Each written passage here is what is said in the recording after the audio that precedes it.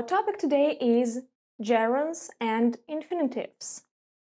Сегодня у нас будет достаточно объемный урок грамматики. И что же мы сегодня узнаем? First of all, what are infinitives and what are gerunds? Что же такое infinitive, что такое герундий? Затем мы поговорим с вами о том, в каких случаях и с какими глаголами используются инфинитивы, а также в каких случаях и с какими глаголами используется герундий. Let's start with function of gerunds and infinitives. Gerunds and infinitives are verb forms. Да, это все какие-то глагольные формы. In a sentence, they can replace a noun. Особое отличие этих грамматических форм, что в предложении они могут использоваться вместо существительного. Let's look at them closer. So first of all, a gerund. A gerund is the present participle of a verb or the ing form of the verb. For example, singing, dancing, or running. An infinitive, it's to plus the base form of the verb. For example, to sing, to dance, or to run. We can also have a bare infinitive. Bare infinitive, голый infinitive, so it's infinitive without to. It will be sing, dance, and run. So, when do we use gerunds? Gerunds, I remind you, it's the ing form of a verb. The first case, after prepositions of place and time. For example, I made dinner before getting home, or he looked tired after working. The next case is to replace a subject or an object of a sentence. Subject подлежащее, object дополнение. Если мы используем глагол вместо этих частей предложения, то мы будем использовать герундий. For example, Mark likes eating chocolate. Eating here is an object, or running is a good exercise. Running, it is a subject of a sentence. Next case, after certain phrases. For example, be busy. I am busy speaking to you. Or, it's no use. Stop crying. It's no use being sad about this problem. Or maybe, can't help. I can't help laughing. It means that I can't stop laughing.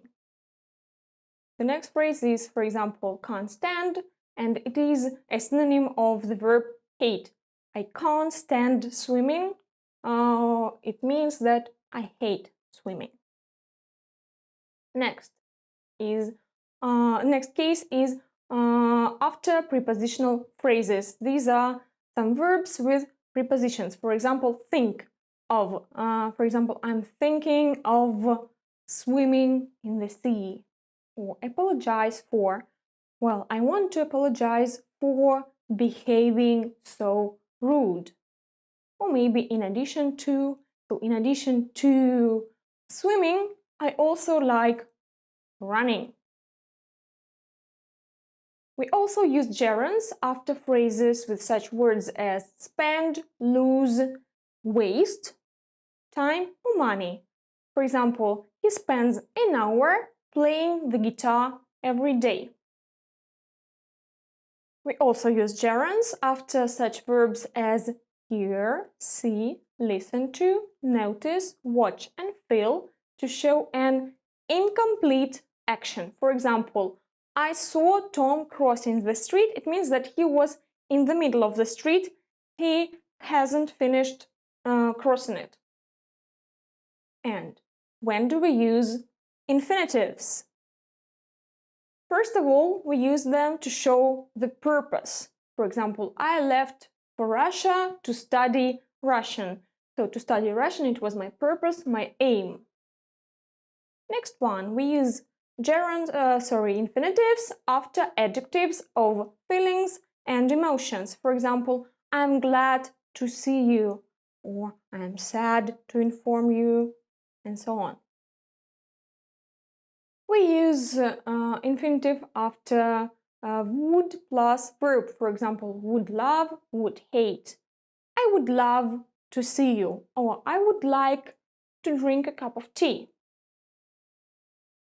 We also use infinitives in certain phrases, such phrases as to tell you the truth, to be honest, or to sum up. We also use these phrases in an infinitive form with to tell, to be, to sum.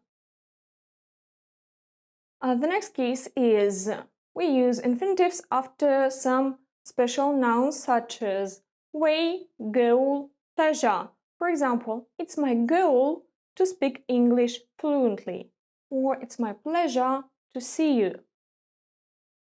We use infinitives after such words as to or enough. For example, she is old enough to fly alone, or she is too young to go somewhere without her parents. I've also told you that we can have not only a full infinitive but also a bare infinitive, which is an infinitive without to. So when do we use bare infinitives? First of all, we use them after modal verbs. Modal verbs such as can, must, have to, and so on. For example, Sally can speak Portuguese. No to hear.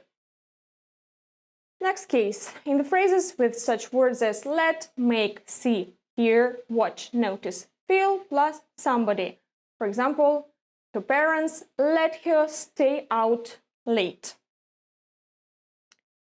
Next case, we use bare infinitives after phrases had better or would rather. For example, you'd better take your umbrella with you. Or I would rather stay at home than go somewhere. And next case is after such verbs as hear, see, listen to, notice, watch, or feel to show a completed action. Yes, for example, if we say that I saw Tom cross the street, it means he has already crossed the street and he left it. So do you remember when we use the same verbs with gerunds and say I saw Tom crossing the street? So Tom is in the middle of the street. If we say I saw Tom cross the street, he is not in the street anymore. It was in the past. There are such cases when we use different verb forms, and they are called verb patterns. So in Russian we'll say it глагольные узоры или какие-то глагольные схемы. Что же это такое? Let's look at these two sentences. She pretends to be older, and my brother admitted taking my camera. These are all examples of verb patterns. And verb patterns are grammatical structure where two verbs, for example, pretend and be, or admit and take, and these two verbs stand together in a sentence. In a verb pattern, we can use either an infinitive, for example, pretend to be, pretend to go, pretend to do, or it can be a gerund, for example, admit, taking, admit, doing something. Let's look which verb patterns are used with gerunds. На самом деле каких-то глаголов, которые используются с герундиями или с инфинитивами, огромное множество.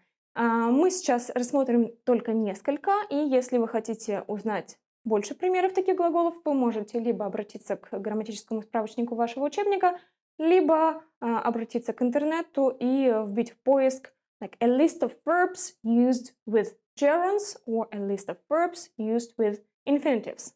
But let's start. The first verb is admit, сознаться. For example, he admitted taking the book. То есть он сознался, что он взял книгу. Avoid. I avoid talking to strangers. Я избегаю разговоров с незнакомцами. Deny. He denied stealing the phone. Он отрицал, что он украл телефон. Mind. Быть против чего-то. Do you mind opening the window? Вы не против открыть окно? Suggest. I suggest you going to the cinema. Предлагать человеку сделать что-то, дать какой-то, может быть, совет. Я предлагаю пойти в кино. Practice. Practice speaking English every day. практикуйся разговаривать на английском каждый день. And now, which verb patterns are used with infinitives? First of all, it's the verb agree. She agreed to help me. Она согласилась мне помочь. Decide – решить что-то делать. I decided to move to Moscow. Я решила переехать в Москву. Appear – казаться. Этот глагол может использоваться в значении появляться и в значении казаться. For example, he appears to be a doctor. Кажется, он доктор. Expect – ожидать. I expect you to finish the work tomorrow. Я ожидаю, что ты закончишь работу завтра. Next. Hope – надеяться. I hope to spend summer near the sea. Я надеюсь провести лето рядом с морем. Promise – обещать. Promise me to call tomorrow. Пообещай мне позвонить завтра. And we also have some verb patterns that can be used with gerunds and with infinitives. То есть существуют такие verb patterns, которые могут использоваться с обеими формами глагола, но при этом значение этих предложений отличается. Let's look at some examples. First of all, the verb try. If we say, do you have a headache? Try taking a tablet.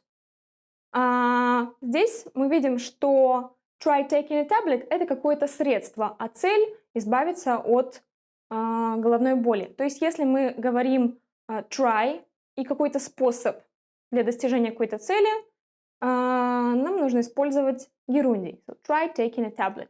And the next case, try to come earlier tomorrow. И наоборот, когда постарайся прийти пораньше завтра. То есть наоборот, когда мы говорим о какой-то цели, прийти пораньше завтра – это какая-то цель, мы используем глагол в инфинитиве. The next verb is stop. For example, he stopped talking to her or he stopped to talk to her. В первом случае he stopped talking to her значит, что он полностью прекратил с ней разговаривать, то есть он прекратил делать что-то. Действие завершено. Больше никогда не повторится. In the second case, he stopped to talk to her. It means, это значит, что он закончил какое-то другое действие для того, чтобы поговорить с ней. Возможно, он шел и остановился, чтобы поговорить с ней. Next verb. Remember. I clearly remember taking the keys and remember to take the keys. If something was in the past, we use the gerund form. I remember taking the keys in the past. If we need to do something in the future, we use remember to take the keys.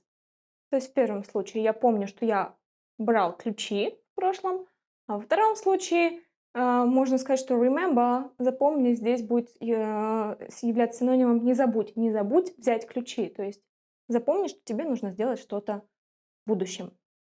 На самом деле, это не единственные примеры подобных глаголов. Вы также можете увидеть другие примеры в вашем грамматическом справочнике.